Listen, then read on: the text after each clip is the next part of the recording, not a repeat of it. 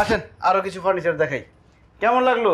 ওয়ার্ড্রপটা আর আলমারিটা একদম সেগুন কাঠের। আমার শ্বশুর তার শ্বশুরের কাছ থেকে যৌতুক নিয়েছিল। বুঝছেন কেমন কঠিন মাল? কে আপনি শ্বশুর? আরে না, শ্বশুর হবে কেন? ওই ওয়ার্ড্রপ আর আলমারি দেখালাম, এটা কেমন কঠিন দেখছেন? সেই কত আগের, কিন্তু একদম নতুনের মতো। আর এই যে সোফাটাও কিন্তু ভালো। বসে দেখেন কেমন। ভালোই তো মনে হচ্ছে। আরে ভালো তো হবেই, আমার শ্বশুর নিজে পছন্দ করে কিনছে। আমার শ্বশুর যেমন একের, তার মালামালও একের।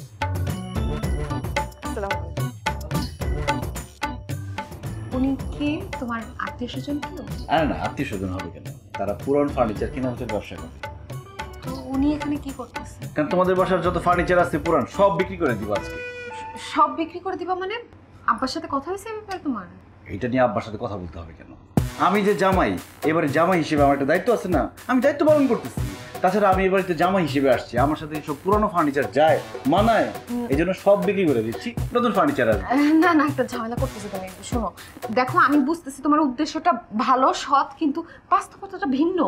যেহেতু ফার্নিচারগুলো আব্বা আম্মার, সেহেতু তাদের কাছ থেকে জিজ্ঞেস করে তারপর তুমি বিক্রি করো। আর এগুলো বিক্রি করে দিলে নতুন ফার্নিচার আনবা, এত টাকা তুমি পাবা কোথায়? তুমি কি আমাকে কাঁচা খেলোয়াড় ভাবছো? আমি তো ফার্নিচার সব অর্ডার করে দিছি, নতুন ফার্নিচার আসবে। আর তোমার আব্বার কথা শুনে 1 টাকাও অ্যাডভান্স নেয় নাই। আর টাকা আমি দেবো কেন?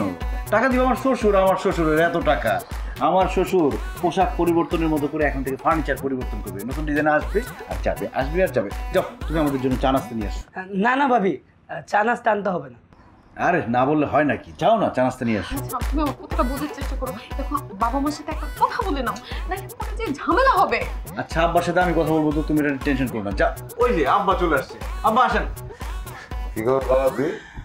ওয়ালাইকুম সালাম। উনি কি? আব্বা তুমি কষ্ট করে আড়ত থেকে আসছো, তুমি হাত মুখ দিয়ে ফ্রেশ হও, পরে বলবো না উনি কি। আব্বা আমি বলতেছি, আব্বা উনি হলো যে পুরান ফার্নিচার কেনা বেচার ব্যবসা করে। আমাদের বাড়িতে আসছে যে আপনাদের সব পুরান ফার্নিচার উনি কিনে নিয়ে দিতেছে। টেনশনের কিছু নাই, আমি নতুন ফার্নিচার অলরেডি অর্ডার দিয়ে দিচ্ছি। সব মিলা বিল আসছে আপনার 12,67,000 টাকা। টাকা দিতে হয় নাই, মাল আসবে তখন টাকা দিয়ে দেন। এই তুমি এরকম করতেছো কেন শেফা? তোর বাবা এমন করে কেন? এরকম করতেছো কেন? আঙ্কেল মুরগি ফিট খেলো। চিনি তো খাইছে, সরো। আব্বা আব্বা আমার বাড়ি নিয়ে এসো।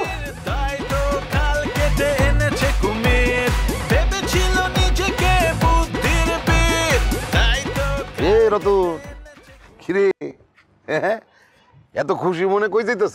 বাড়ি যাইতেছি চাচা। বাড়ি তো যাইতেছস বুঝলাম, কিন্তু মনের মধ্যে তো ফুর্তি কি এর তোর? আমি আর কি ফুর্তিতে থাকবো চাচা? ফুর্তিতে থাকবেন তো আপনি। কেন? সোনার টুকরো একটা জামাই পাইছেন। জামাই নতুন করে কিছু করছে নাকি? হ চাচা, গ্রামের অসহায় দুস্থ মানুষদের ডাইকা আপনার বাড়ির পুরান জামা কাপড় সব বিলি করিয়া দিতেছে। ধরেন এরকম আদর করিয়া, এরকম যত্ন করিয়া সবাই বসাই একটা একটা জামা দিতেছে, দেখলে পরানটা জুড়ে যায় চাচা। ধরেন আপনি যে কি পরিমাণ সব পাইতেছেন এক উপরালাই জানে, আর কেউ জানে না। চাচা এই যে দেখেন, আমার এই জামাটা দিছে। আরে এটা পুরান জামা না, নতুন জামা। নতুন জামা আমি একদিন মাত্র গায়ে দিছি। রতন দে আমার জামাটা দে। এ চাচা, দানের জিনিস আবার কেউ ফেরত নেয় নাকি? আরে ব্যাক কল, আমি তো দান করি নাই। আমি বাইতে থাকলে এই হরিলুট আমি হইতে দিতাম মনে করছস? দে আমার জামা। না না না চাচা, এই রতন, এই! না, রতনের পিছে দৌড়ে কোনো লাভ নাই। দৌড় দিলে জামাইয়ের পিছে দৌড়াইতে। ম্যাগিও ঠিক আমার মতোই কোয়ালিটিতে কোনো ছাড় দেয় না।